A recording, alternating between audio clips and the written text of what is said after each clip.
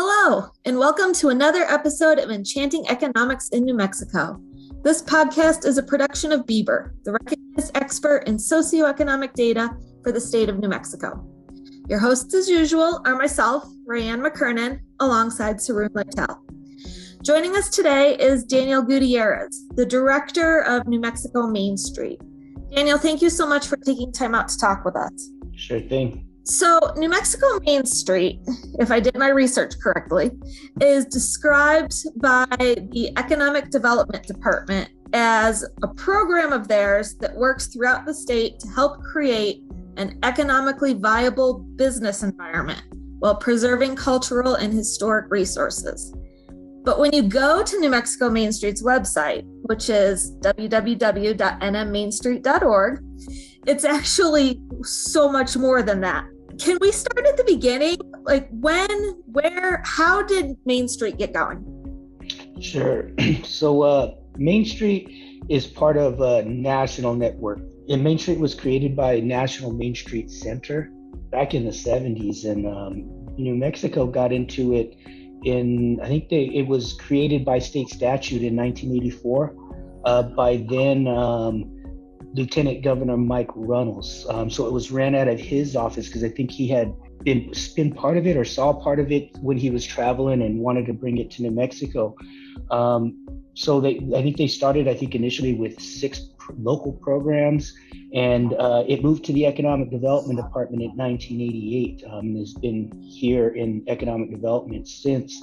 But basically, National Main Street Center created like a 4-point approach to preservation-based economic development, really a way to revitalize downtowns. And they created a 4-point approach that focuses on design, developing local capacity through organizational work, promoting a district, and also economic vitality, so supporting new businesses coming in. And part of the design is like really started working with trying to save old buildings, because the National Main Street Center was actually a subsidiary of the National Trust for Historic Preservation. But it had a lot of success, so they bring it to New Mexico in 1984 and started with 6 programs, and now we have 31 actual Main Street districts in New Mexico now. Wow. Yeah. So I was going to say, I saw on the website that it said there were 28 affiliated Main Street districts, 8 state authorized arts and cultural districts, and more than 21 frontier community projects, 8 history theater initiatives. I do want to break these down and talk about each of those categories. But first thing I want to know is, I'm assuming that all of this means that anyone can reach out to you for guidance or assistance for their town or their preservation project. And what I mean by that is, you don't have to be an official city or a county employee. You could be a business owner or a civic pride activist. Is that right? Yeah. So the way we work, it's like a 3-tier, not so much a tier, 3-legged partnership. So we have the state provides resources and technical assistance to local communities, but we work with usually a local nonprofit or community stakeholder group in conjunction with their local government, right? So we get inquiries from everybody. It could be a business owner, it could be someone that does community activist work, it could be a city official, but we do require in all the projects we do to have some kind of public-private partnership between the state, local government, and local stakeholders. So we have a number of different programs, and we are always open to people just reaching out if they have any questions or want to explore any potential projects. Wow, that's great. So regarding Main Street districts, I see that there's affiliated and accredited districts. What is the difference? So National Main Street Center, and they go by Main Street America now, but they have like 10 standards of accreditation that, the accredited programs, and they're all the Main Street districts, right? Whether you're accredited or affiliate, you're still an actual Main Street district, but accredited means that you're operating at a high level, that you've gone through an annual review to make sure that you meet those 10 standards that are established by National Main Street Center. And so it's a higher level. It means you're higher operating, you're more successful, you're doing all the things, and you have the capacity and resources in place to be a high functioning Main Street organization. The affiliated programs are usually ones that are new to Main Street. A new program that's just starting up, so they're just kind of building their capacity. They may not have all their things in place yet, or sometimes programs over the years go up or down depending on their local executive director or how strong the board is. So an affiliated program can become an accredited program just based on how they're doing at any particular time. Okay. But right now, I think we got 28 accredited programs. Okay. Yeah. And you mentioned 31 total Main Street programs, right? Correct. Yeah. Correct. Can you give us a couple examples of some Main Street success stories? Sure.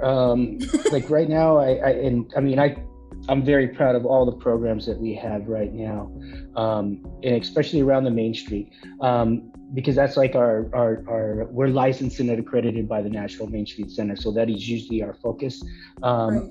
primarily why we were created. But yeah, like some of my programs that are just doing really, really great right now, and I'll focus on rural communities just because that is our bread and butter. We do have some urban programs as well that are doing great, but I think like Raton is really, really doing great. Silver City, and a lot of their works, and Gallup as well, and all three of these communities have been working on public infrastructure projects that they've been working with us. So it's a partnership between the state, local government, and the Main Street community to really, in Raton, they were redoing, I think, 3 blocks of their downtown. But it was attached to other things that were going on in terms of investments in a multimodal center, because there's actually a train stop there. But we kind of redid the streetscape over there working with them, and they really just build off of that by focusing on building rehabs, providing kind of assistance to and support to small business, not just existing businesses, but recruiting new businesses and entrepreneurs. It's actually a really, really great success story in terms of how far they've come in terms of increasing and filling vacancies. And even over the pandemic, I think they were super strong and prepared and well positioned, I think, for help supporting some of the small businesses that were, going through some difficult times through they would do some online sales. They could support with, website development, like even during the closure, even getting some design assistance to help some of the businesses, make sure that their outdoor space or indoor space was, compatible with social distancing and public health orders. Sure. Are there any Main Street District programs that are in the process or getting ready to start working on something fun and exciting that you can share with us? A lot of them, I think they're all doing really, really exciting things. Because it's like the work is all kind of focused right now, a lot of on public infrastructure and building off of it, right? Like really taking advantage of some of those things. I know Gallup just finished their Cole Avenues Commons project, and that was a kind of an art. It was I would say a collaboration between, I think, the Arts Council there, the Main Street, and the city and the COG in terms of getting funding. They got some funding from us. They got some from other their local legislators. But yeah, they finished, I think, their first phase, and they're just building off that, I think, with arts and programming, right? Just to start activating some of those spaces. So I'm kind of looking forward to that as things open up with the public health orders kind of as we get back into, visiting downtown and bringing people downtown, there's a lot going on over there that I'm pretty excited. And same with Silver City. I think they're doing a lot more programming because actually all three of those communities are both main streets and arts and cultural districts. So they do a lot of cultural programming as well as the bread and butter of the Main Street work in terms of supporting entrepreneurs and building rehabs.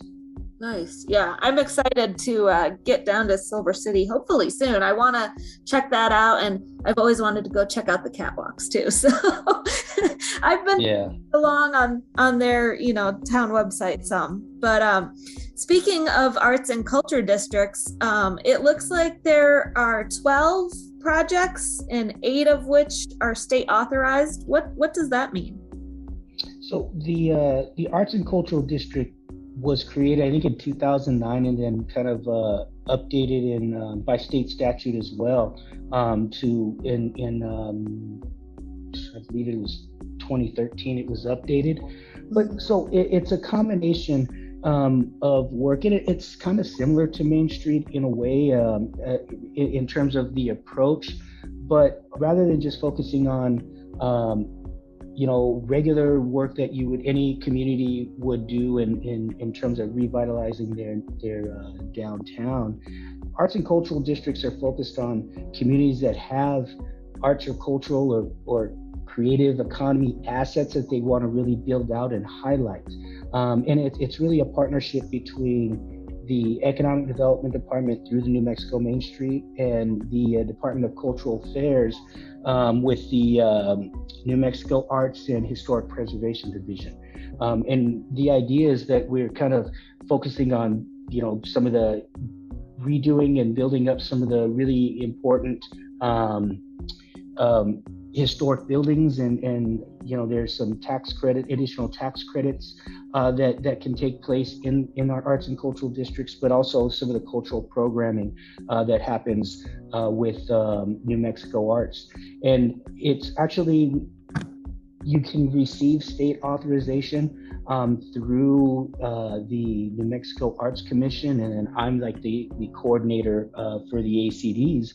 But when you receive state authorization, it means that you actually have the assets. You have a cultural plan in place. You have done a lot of things to really build out those assets that you have and really make them shine. And so they become a destination for other visitors, tourists, and that you're moving things forward. Whereas like some of these startups, they've identified they have some assets, they want to become an arts and cultural district, but some of those ones we're working with them to help build out those assets so that we can apply for state authorization when they're ready.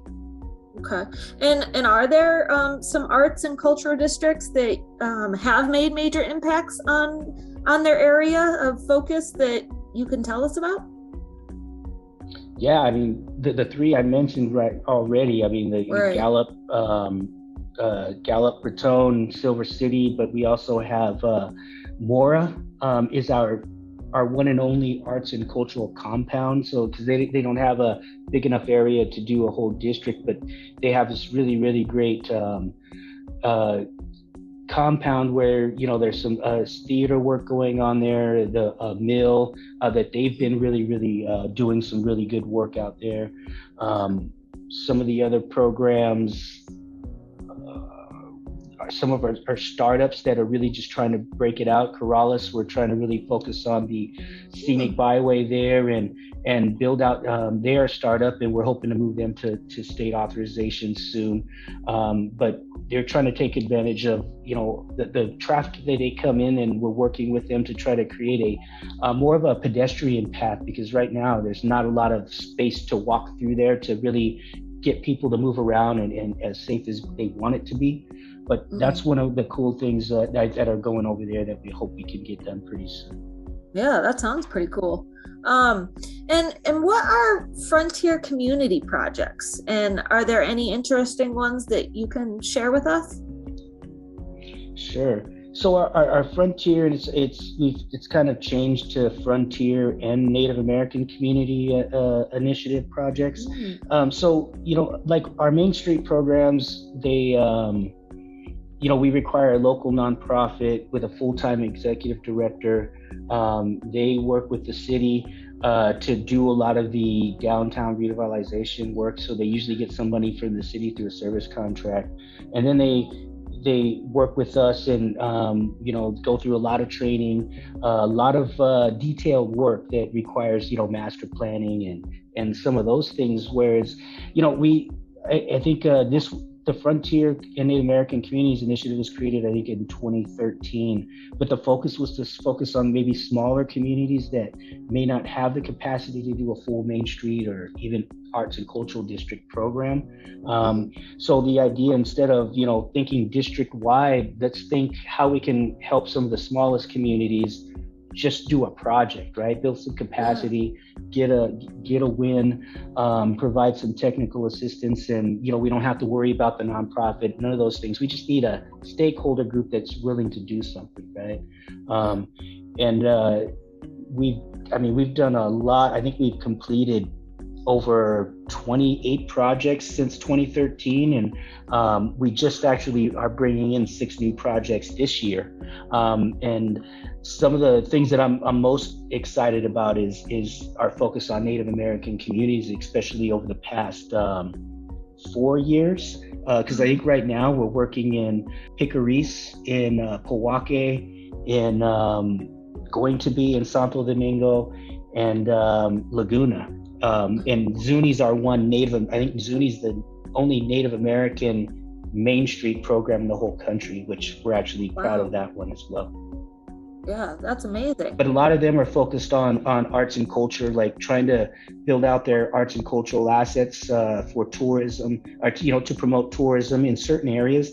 And some of the cool ones, I think, is like especially in I think like Laguna is one of them, and we were doing something similar like this in Taos Pueblo as well, is trying to create alternate spaces where they could have conference, so that where they could have like a pop-up market or stalls where people could sell their goods with year round, because as many of them have ceremonial time where the pueblo gets shut down. So it gives folks an opportunity to still sell their goods without disrupting the culturally sensitive things that take place at certain times of the year. Yeah. Wow, that sounds incredibly helpful for them.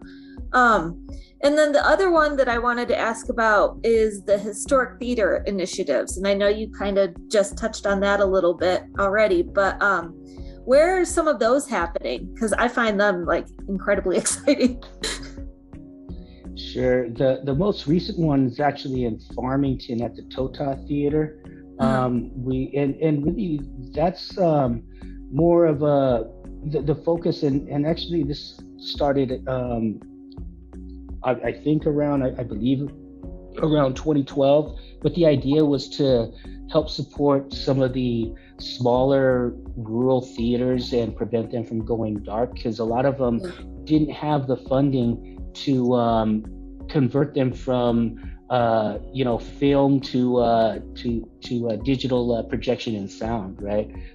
It was a lot of them were getting shut down, and I think over the years we've done the Flickinger Theater in Alamogordo, the Luna Theater in Clayton, El Moro Theater in Gallup, Lee Theater in Lovington, the Schuler Theater in Raton,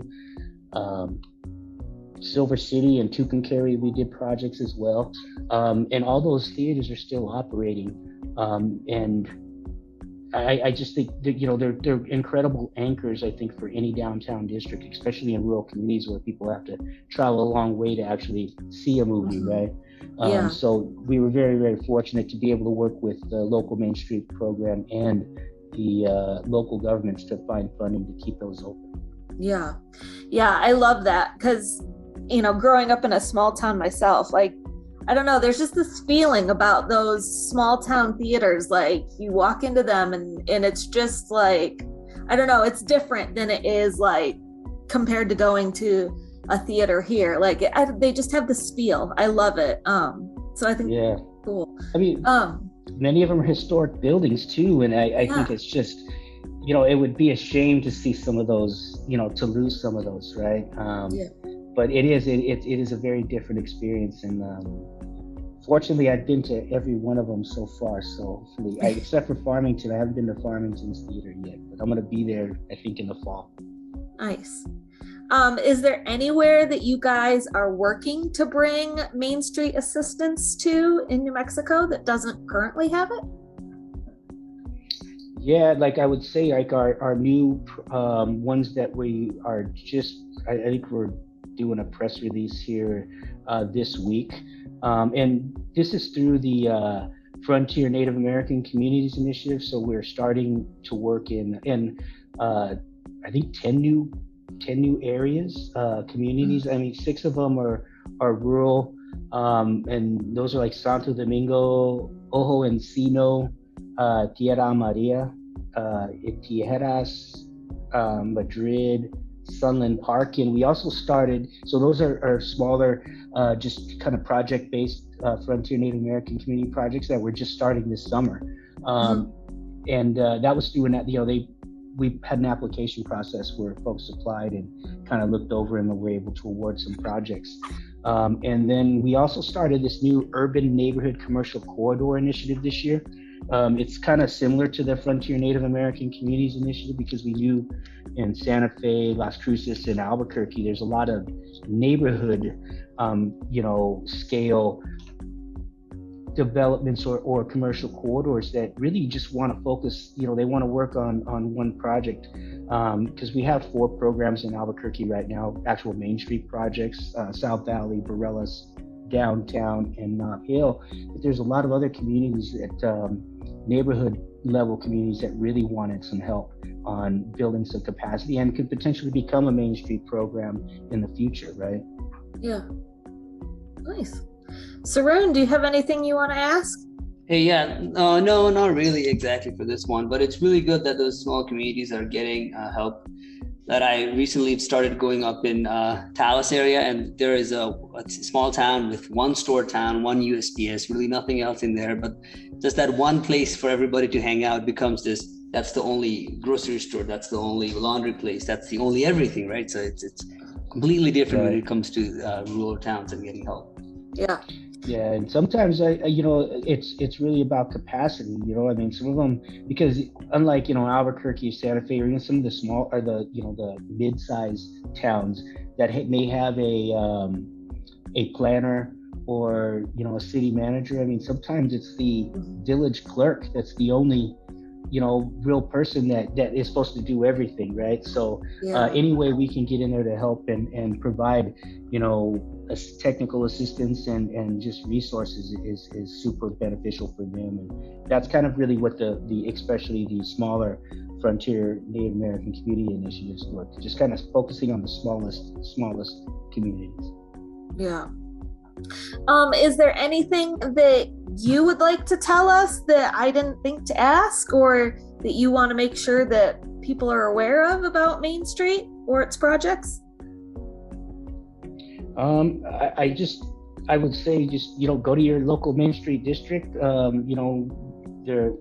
We're in 31 different communities throughout the state. Our website, NMMainStreet.org, does have a map of all our communities. And if anybody's interested in even volunteering or working with their local Main Street community, reach out to your local executive director, because they're always looking for volunteers. And our work is really, I always like to say we're like a nonprofit within state government, because it's it's like we don't kind of have a top-down approach. It's kind of a bottom-up, because it's really, we get involved when local stakeholders and community members get involved, local business members, when they have a vision and they want to get involved and kind of enhance their district or create new opportunities, they reach out to us and we help them kind of realize that, right? So that's when it's important, like you said, can anybody reach out to us? Certainly anybody can reach out to us, and we can even, work with you to create a stakeholder group, right? Yeah.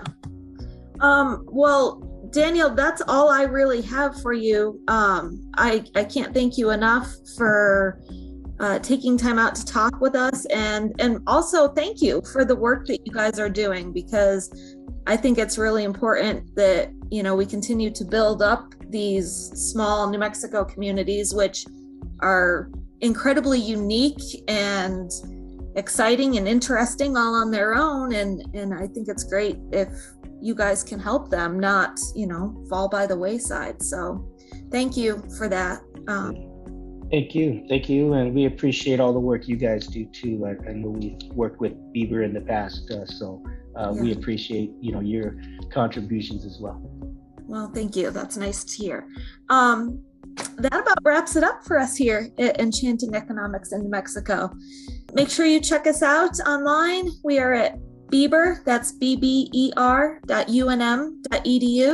or you can catch us on social media.